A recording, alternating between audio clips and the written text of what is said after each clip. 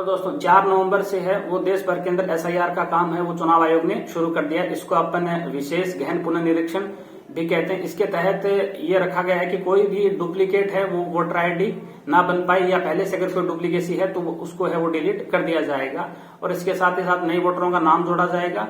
अब इसके अंदर यह है कि कुछ सवाल रह जाते हैं कि जो बीएलओ जो आएंगे आपके घर पे वो 2 फॉर्म लेके आएंगे, उसमें एक फॉर्म वो आपको देंगे भर के और दूसरा अपने पास रखेंगे, और इसके साथ ही साथ आपको कौन सी फोटोएं लगानी रहेंगी और बीएलओ किस डेट से किस डेट को आपके पास आएगा। अगर बीएलओ आपके पास नहीं पहुंचता है तो कुछ ऐसे सवाल आपके दिमाग में जरूर रहे होंगे।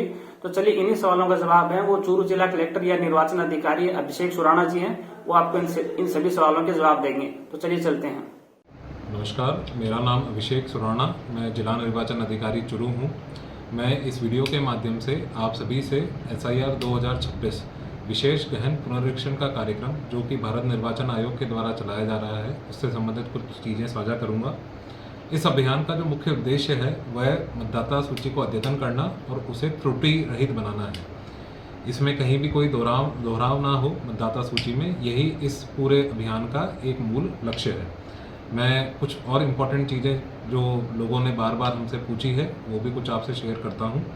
एक सबसे बड़ी बात जो लोग पूछ रहे हैं कि मतदाता सूची 2002 हमें कहाँ मिलेगी, तो यह मतदाता सूची voters.eci.gov.in करके जो वेबसाइट पर उपलब्ध है, इसमें आप अपना या अपने परिवार के किसी भी सदस्य का नाम जो उस समय वोटर लिस्ट में दर्ज था उसको आप ढूंढ सकते हैं और उसे अब आप नए फॉर्म से लिंक करा सकते हैं। दूसरा प्रश्न है कि ये नाम कैसे जुड़ेंगे, तो आप जब अपने बीएलओ को इन्यूमरेशन फॉर्म भर के देंगे तो इन्यूमरेशन फॉर्म मिलने के बाद बीएलओ उस फॉर्म को ऑनलाइन करेंगे, और ऑनलाइन करने के बाद जो 2002 में आपका स्वयं का नाम या आपके माता या पिता का नाम जो 2002 की वोटर लिस्ट में है उसको हम मैप करेंगे वर्तमान वोटर लिस्ट से। एक तीसरा प्रश्न है कि बीएलओ को हमें क्या क्या जानकारी देनी है और क्या क्या कागज उन्हें देने हैं। तो मैं यहाँ स्पष्ट करना चाहूँगा कि आपको किसी भी तरह का कागज इन्यूमरेशन फॉर्म के अलावा बीएलओ को नहीं देना है। आपको अपनी रंगीन फ़ोटो एक इन्यूमरेशन फॉर्म पे चिपकानी है और बिना किसी दस्तावेज के आपको उसे बीएलओ को वापस करना है। किसी भी अतिरिक्त किसी भी अन्य प्रमाण पत्र की कहीं भी कोई आवश्यकता नहीं है। एक प्रश्न लोगों के मन में जो बार बार उठ रहा है वह यह है कि क्या मुझे किसी कार्यालय के बार बार चक्कर लगाने होंगे या नहीं चक्कर लगाने से कोई मेरा नाम कट सकता है।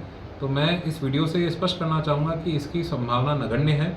आपको कहीं कोई चक्कर नहीं लगाने हैं। अगर आपको बीएलओ ने फॉर्म दिया है और आपने उस फॉर्म को अच्छे से भर के वापस दे दिया है तो ड्राफ्ट इलेक्टोरल रोल में आपका नाम पब्लिश होगा और आपको किसी भी कार्यालय या व्यक्ति के कोई भी चक्कर लगाने की आवश्यकता नहीं है। फिर लोगों के मन में ये प्रश्न आ रहा है कि जब दस्तावेज की आवश्यकता नहीं है तो फिर 13 दस्तावेज की बार बार क्यों बात हो रही है। तो 13 दस्तावेज की जरूरत तब पड़ेगी जब ड्राफ्ट इलेक्टोरल रोल पब्लिश होने के बाद अगर स्क्रूटनी के दौरान ईआरओ को लगता है कि कोई ऐसी बात है जो उसे क्लियर करनी है किसी इलेक्टर से, या कोई ऑब्जेक्शन लगता है, तो उस टाइम पे हो सकता है कि इन 13 दस्तावेजों की ज़रूरत पड़े। उसके लिए बाकायदा आपको नोटिस जारी किया जाएगा, और नोटिस मिलने के बाद आप ईआरओ साहब, जो कि हमारे केस में हमारे जो एसडीएम साहिबान हैं, उनके समक्ष आप उपस्थित होकर अपना स्पष्टीकरण उन 13 दस्तावेजों में से किसी एक दस्तावेज को साथ में लगाकर आप अपना स्पष्टीकरण देंगे। कई जगह ये बात आ रही है कि जो फ़ोटो जो मांगे जा रहे हैं वो सफ़ेद बैकग्राउंड के मांगे जा रहे हैं। ऐसा बिल्कुल नहीं है। आपको अपना रंगीन पासपोर्ट साइज़ का फ़ोटो जो है वो इन्यूमरेशन फॉर्म पे लगाना है। अभी हमारे जो बीएलओ साहिबान हैं वह प्रोजेनी मैपिंग का भी कार्य कर रहे हैं। ये कार्य इसीलिए हो रहा है ताकि एक परिवार के सारे सदस्यों का नाम वोटर लिस्ट में एक जगह हो सके, और साथ ही अधिक से अधिक मैपिंग करने से हम ये सुनिश्चित कर पाएंगे कि 2002 की वोटर लिस्ट से और आज की वोटर लिस्ट में दोनों जगह हम एक लिंकिंग एस्टैब्लिश कर पाएंगे, ताकि हमें कम से कम लोगों को जो है नोटिस जारी करने पड़ेंगे। मैं एक बार अंत में पुनः आप सभी लोगों से अपील करता हूँ कि जब बीएलओ आपके पास आपके घर पर आए तो उससे सहज भाव से मिले।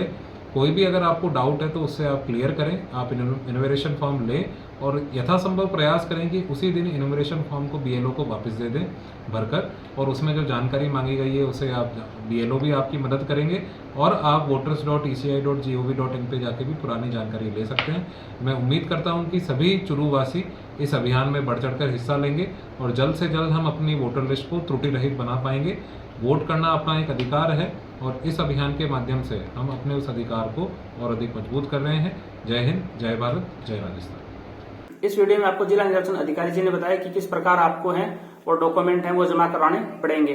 जी हाँ, आपको ये डॉक्यूमेंट कब जमा करवाने पड़ेंगे इसके लिए भी सरकार ने है वो तिथि घोषित कर दी है और ये किन लोगों को जमा कराना पड़ेगा वो आपको वीडियो में बता दिया गया है। जिनके पास 2002 की वोटर लिस्ट नहीं है माता पिता के पास, उन सभी को या उन बच्चों को है वो 13 डॉक्यूमेंट से एक डॉक्यूमेंट है वो एसडीएम ऑफिस के अंदर आपको जमा करवाने रहेंगे। अब ये कब से कब जमा करवाने रहेंगे, आइए इस चीज को अपन देख लेते हैं।